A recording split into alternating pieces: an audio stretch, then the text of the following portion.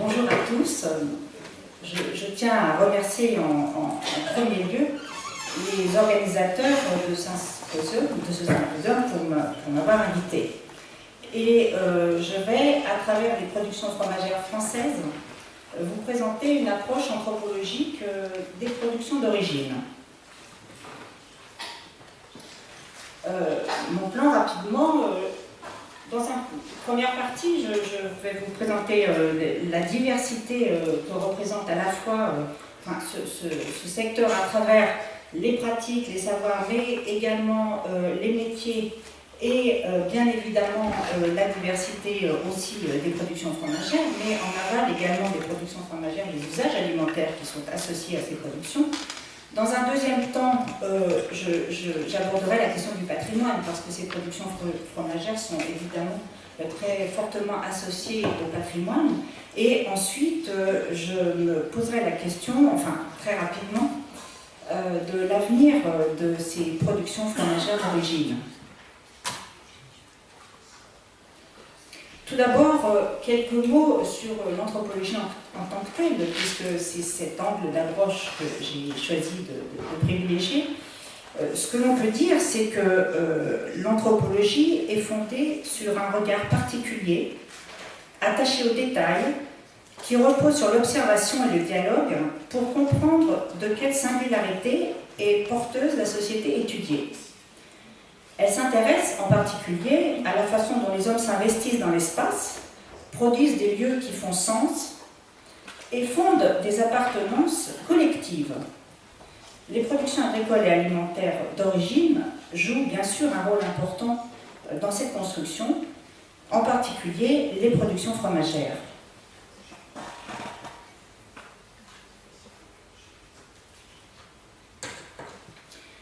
Cela a été longuement abordé ce matin.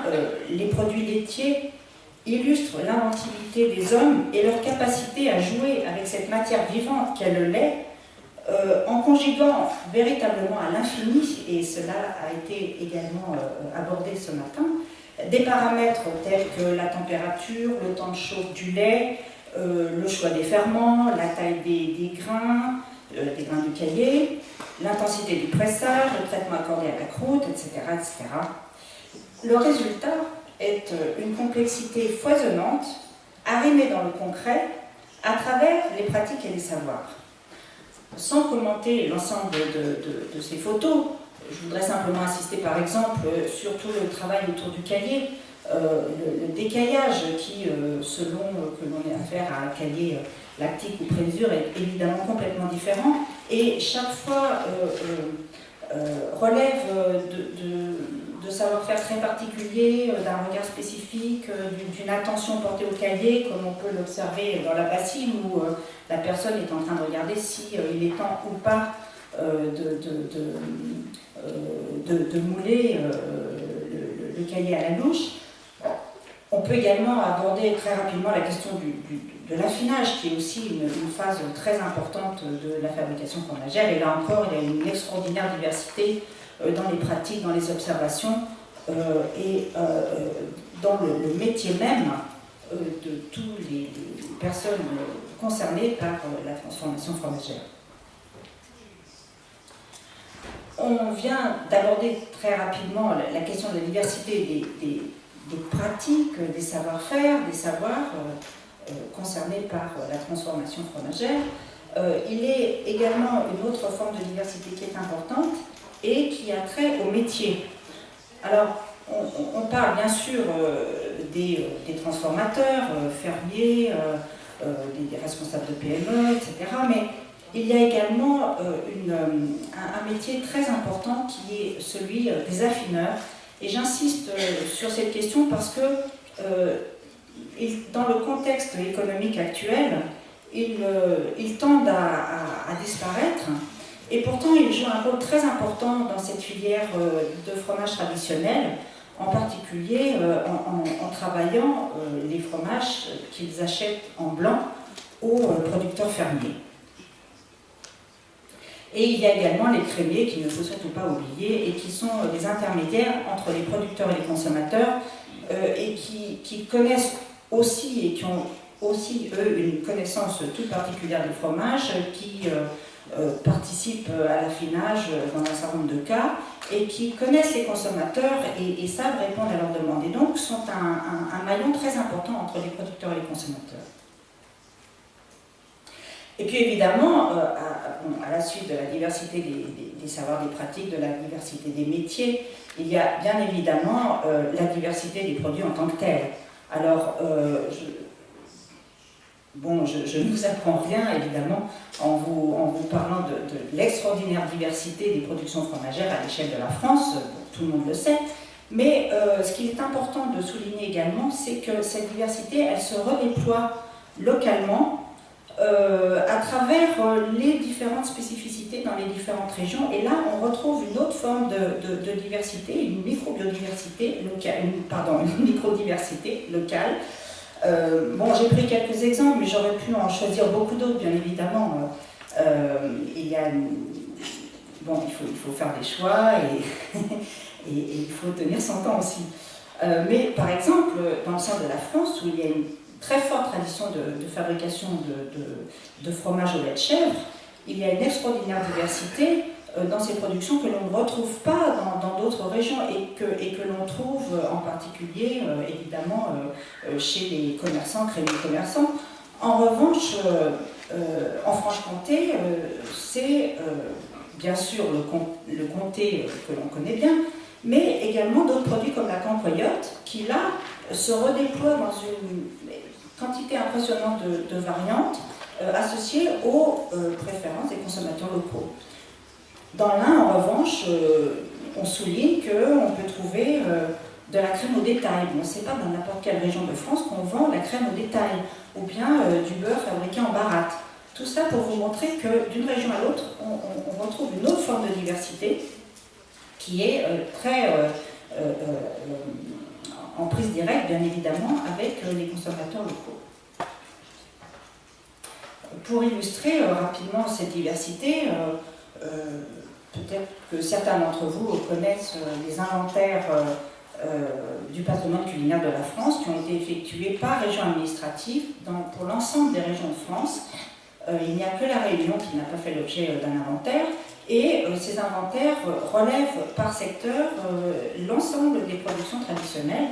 Et voilà ce que nous avons pu retenir et inventorier comme fromage pour ce qui concerne la région Rhône-Alpes, puisque j'étais coordonnateur responsable scientifique de cet inventaire. Et vous voyez qu'il y a une diversité impressionnante. Alors, j'ai parlé de la diversité au niveau des pratiques, des savoir-faire, la diversité au niveau des métiers, au niveau des productions. Il y a également en aval une diversité intéressante à relever au niveau des habitudes alimentaires locales. Le picodon, habituellement, on considère que le picodon se consomme à 14 jours, en tout cas avec un affinage qui est de cet ordre-là, alors que lorsque l'on va dans la région de Dieulefit, le picodon est beaucoup plus affiné parce que traditionnellement, dans la Drôme, on avait pour habitude de faire sécher ce fromage et de le laver quand on en avait besoin pour pouvoir le consommer le plus longtemps possible dans l'année, et qui correspond bien évidemment à une consommation différée. Par ailleurs, il y a des recettes particulières. À droite, l'image que vous avez de cette recette, en fait, c'est la façon dont on prépare le fromage ramequin dans une région de l'Ain, où on ne le consomme que sous cette forme-là. La fabrication du sérac à partir du petit lait donne ce fromage qui a été consommé par des générations et des générations de producteurs engagés dans la fabrication en alpage, en Savoie et Haute-Savoie. D'ailleurs, l'association entre les pommes de terre et le fromage était une association très importante. Alors évidemment, il y a une cinquantaine d'années, on ne consommait pas la tartiflette, mais la tartiflette provient d'une recette traditionnelle qui s'appelle la Pela, et qui est une association entre pommes de terre et fromage, et à tel point que cette spécialité a donné lieu à la fabrication d'un fromage et d'ailleurs on peut souligner que c'est une façon de détourner l'appellation d'origine contrôlée reblochon au passage. Un autre exemple rapidement c'est celui des Monts d'Or en Franche-Comté encore. Quand vous arrivez d'ailleurs et qu'on vous propose de manger une boîte chaude, vous êtes un peu interpellé. Et en fait, la boîte chaude, c'est simplement un Mont d'Or que l'on passe au four et en rajoutant un peu de vin blanc. Tout ça pour vous dire que ces habitudes alimentaires sont très fortement ancrées et elles vont de soi également. C'est une chose qui est importante quand on parle des productions traditionnelles, des productions d'origine, c'est qu'il y a une proximité qui fait que les gens localement pensent que ces productions, on les trouve ailleurs, elles ne présentent aucun intérêt. Et il faut jamais oublier cette notion de proximité parce que souvent on est déçu de voir que les personnes ne parlent pas de leurs produits comme de quelque chose d'original à mettre en avant parce qu'il y a encore une fois cette grande proximité qui peut jouer. Un autre exemple, c'est la trilogie emblématique de la Bresse, beurre, crème et fromage blanc. En Bresse, on cuisine tout au beurre. Même si on sait que l'huile d'olive est bien pour la santé, on continue de cuisiner au beurre parce qu'on ne sait faire que comme ça et que c'est comme ça qu'on aime cuisiner. Alors, ces trois éléments qui interviennent beaucoup dans la gastronomie locale, surtout la déclinaison des tartes, etc., et dans le monument historique local qui est le poulet à la crème que l'on retrouve dans tous les restaurants. Alors, qu'est-ce qu'on peut dire de cette diversité? Comment est-ce qu'on peut la raisonner? Ce qu'il est important de relever, c'est que cette diversité, qui est, comme vous l'avez vu, omniprésente à l'échelle du territoire, s'organise localement à travers la culture technique qui, elle, est propre à chaque communauté.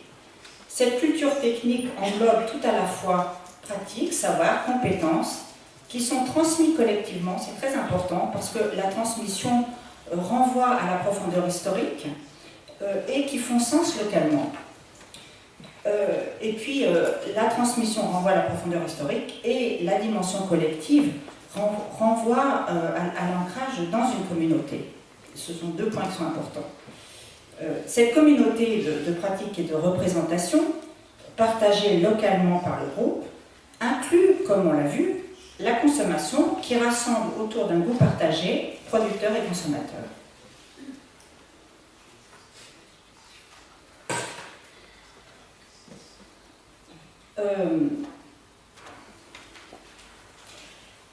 Alors évidemment, ces fromages sont patrimoine, mais il est important de souligner qu'il s'agit d'un patrimoine bien particulier.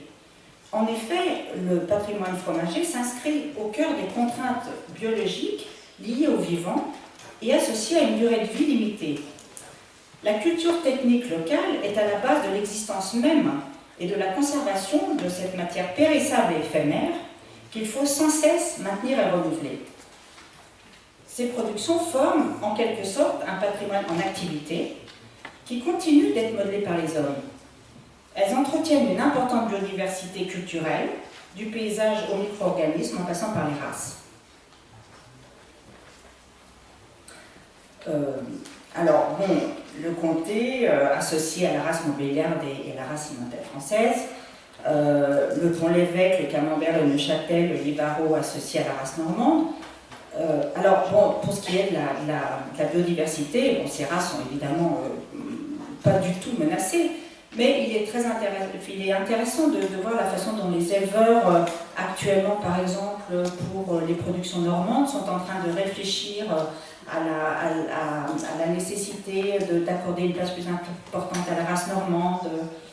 Ce sont des choses qui bougent et qui continuent de bouger localement, et c'est très intéressant aussi de ce point de vue-là. Alors, bon, autant les races montbéliardes normandes sont vraiment des races très bien installées, autant pour ce qui est de la race Villard-de-Lans, nous sommes en présence de races à très petits effectifs. Pour ce qui est de la race salaire, j'entendais votre exposé à propos des vaches rouges, et j'avais vraiment envie de faire des rapprochements à propos de la race salaire et qui renvoie à tout un attachement des éleveurs parce que c'est une race très maternelle, qui ne donne pas son lait si elle n'a pas son petit veau à côté, etc.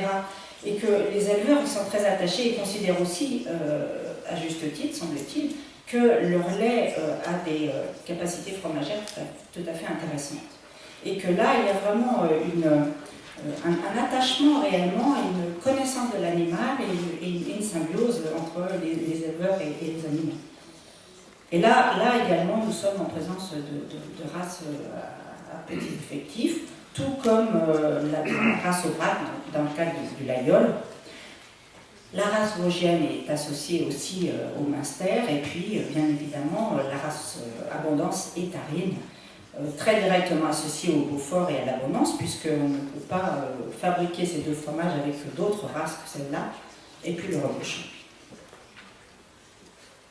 Alors, un autre niveau de biodiversité culturelle associée au patrimoine, c'est le niveau microbiologique que l'on a aussi abordé ce matin, et qui est absolument passionnant à observer.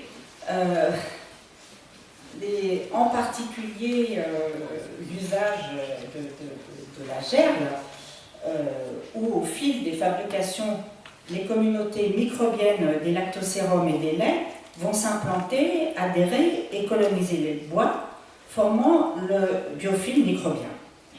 Objet de recherche qui est cher à Sylvie Lortal et à Christine Montel.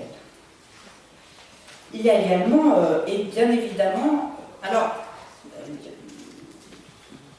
il y a aussi d'autres lieux, les lieux d'affinage, les caves d'affinage, qui sont vraiment des lieux de prédilection pour la conservation des écosystèmes microbiens. Et on observe dans le cadre de cette cave d'affinage la présence du bois, la présence des briques, de tous ces éléments qui contribuent à maintenir et à enrichir l'écosystème microbien local. Il y a également la pratique du lactosérum que l'on retrouve dans beaucoup de fabrications fromagères à base de lait de chèvre et qui sont là encore très importantes pour maintenir cette forme de microbiodiversité et qui sont utilisées à la place des ferments lactiques et qui ont évidemment un impact important, et ça vous le savez beaucoup mieux que moi qui suis anthropologue, qui ont un impact important sur la fonction organoleptique des produits. Une autre chose intéressante à observer en relation avec les productions fromagères traditionnelles, c'est la présence de cet acarien, le ciron, Acarus ciro, hiéroglyphe du fromage, qui est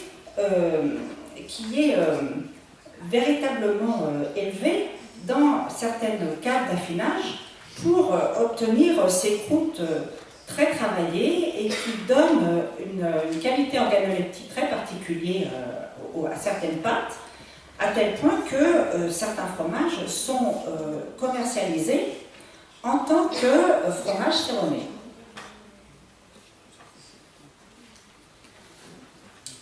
Alors, comme je viens de l'expliquer, le patrimoine, bien sûr, concerne les produits fromagers en tant que tels, mais le patrimoine renvoie aussi à la patrimonialisation, c'est-à-dire à l'acte de faire patrimoine.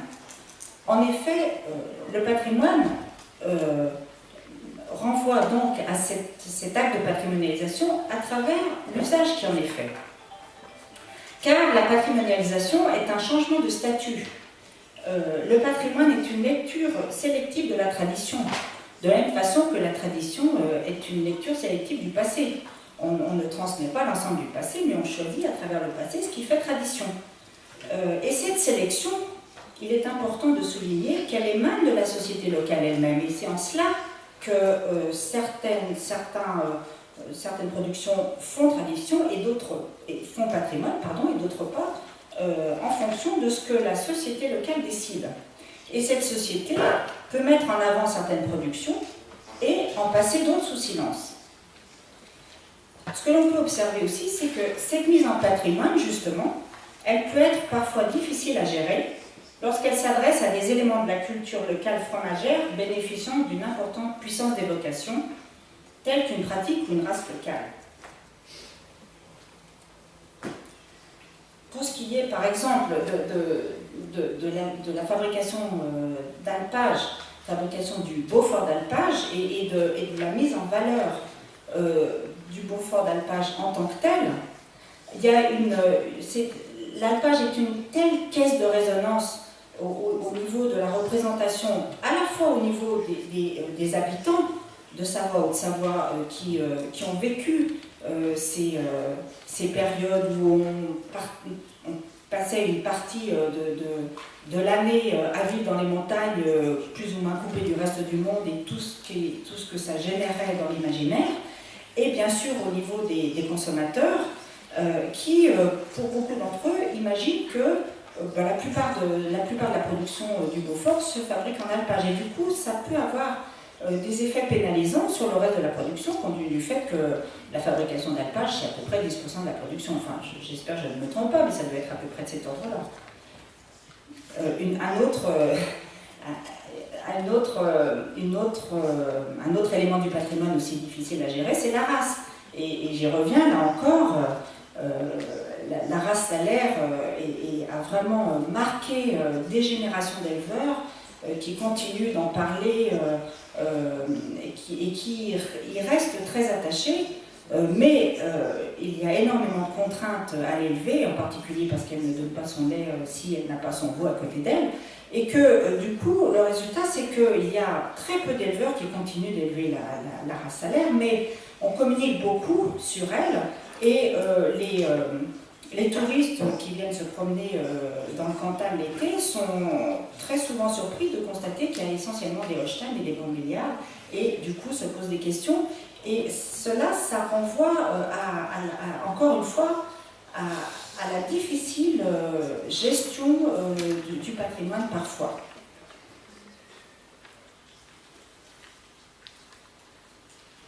Alors, on peut se poser la question maintenant de l'avenir pour ces productions fromagères d'origine. La première des choses qu'on peut se poser, c'est pourquoi protéger? Et ce que l'on constate, c'est que parmi les productions agricoles et alimentaires qui relèvent d'un ancrage local spécifique, certaines portent le nom du lieu dont elles sont originaires, associées à une importante réputation qui est souvent usurpée ou détournée, et c'est la raison pour laquelle on se lance dans ces démarches de protection de l'origine géographique. Et les indications géographiques visent à reconnaître et protéger cette relation entre origine, notoriété et qualité à travers la réservation du nom.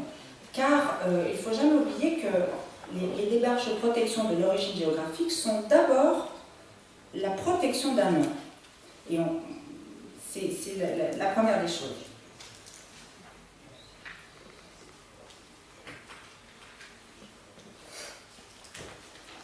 Alors,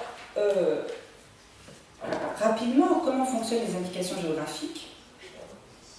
Tout d'abord, et c'est très important de le relever, il s'agit de démarches volontaires qui émanent d'un groupe de producteurs et qui sont encadrées par un dispositif réglementaire qui repose sur deux grands principes.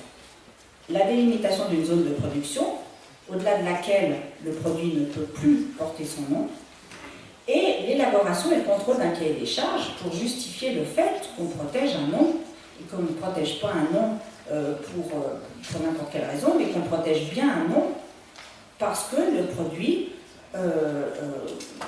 relève de qualités particulières liées à la façon dont il est fabriqué. Alors j'insiste sur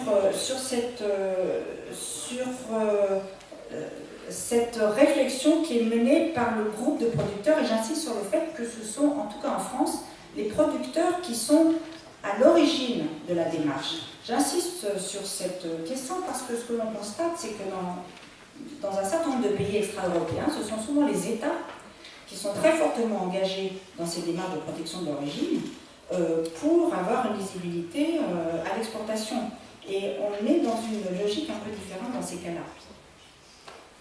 Alors, ce que l'on peut dire aussi, c'est que les producteurs sont accompagnés par l'INAO, l'Institut national de l'origine et de la qualité, et comme je viens de le dire, ces producteurs doivent collectivement identifier l'aire de production et bâtir le cahier des charges qui justifie la spécificité que confère le nom et la protection qui en découle. Oui. Pour ce qui est, qu'est-ce qu'on peut dire des IG et de la culture locale, cette forme de codification de la culture technique locale est confrontée à la diversité, au statut des savoirs locaux, on vient d'aborder la question, à la place des races locales, à l'évolution de la tradition. Et cette question d'évolution de la tradition est très importante. En effet, contrairement à ce qu'on pense dans un certain nombre de cas, la tradition est dynamique, elle est associée à la transmission. Mais justement, jusqu'où est-ce qu'on accepte de faire évoluer les techniques en conservant le noyau dur d'une tradition? Comment est-ce qu'on qualifie ce noyau dur d'une tradition? Et ce sont vraiment des questions auxquelles on est confronté dans le cadre de l'élaboration d'un cahier des charges. Ce que l'on peut dire, c'est que l'AOP est le résultat d'un rapport de force locale autour de la défense d'une forme de propriété intellectuelle collective. Et ça, c'est une autre chose qui est très importante, la propriété intellectuelle collective. Elle peut présenter de grandes différences d'une AOP à l'autre selon les acteurs en présence, mais elle fournit aussi un cadre pour réfléchir à l'agriculture autrement, à travers des schémas plus respectueux de l'environnement. Enfin, elle protège l'ancrage territorial et participe ainsi au développement durable.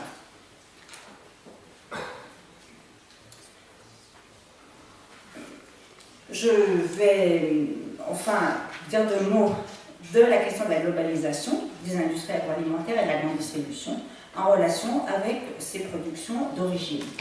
Ce que l'on peut dire, c'est que les productions fromagères d'origine, comme on a pu le voir tout au long de cette présentation, reposent sur des spécificités culturelles liées à leur ancrage local.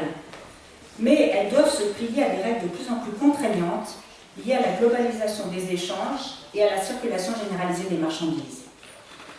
Ce que l'on peut dire... Alors, il en est, bien sûr, ainsi des normes d'hygiène et de toutes les procédures de contrôle, qui sont de plus en plus contraignantes, et en particulier de plus en plus contraignantes pour ces productions d'origine. Par ailleurs, l'industrie agroalimentaire et la grande distribution tendent à les vider de leur spécificité puisqu'elles s'adressent au plus grand nombre. Donc elles essayent d'avoir des productions dont on écrète la spécificité. Ce que l'on peut dire en conclusion, c'est que ce contexte pousse à normaliser ces productions traditionnelles et les met d'une certaine façon en danger. Alors pour conclure simplement, je voudrais rendre hommage à tous les fabricants, transformateurs, fermiers, fromagers, affineurs, crémiers qui se battent au quotidien pour maintenir cette richesse, qui revendiquent leurs pratiques et continuent de fabriquer au lait cru en utilisant des matériaux traditionnels dans le contexte hygiéniste que l'on connaît. La passion commune qui les anime reste le plus sûr garant, à mon avis, du maintien de ce patrimoine. Merci de votre attention.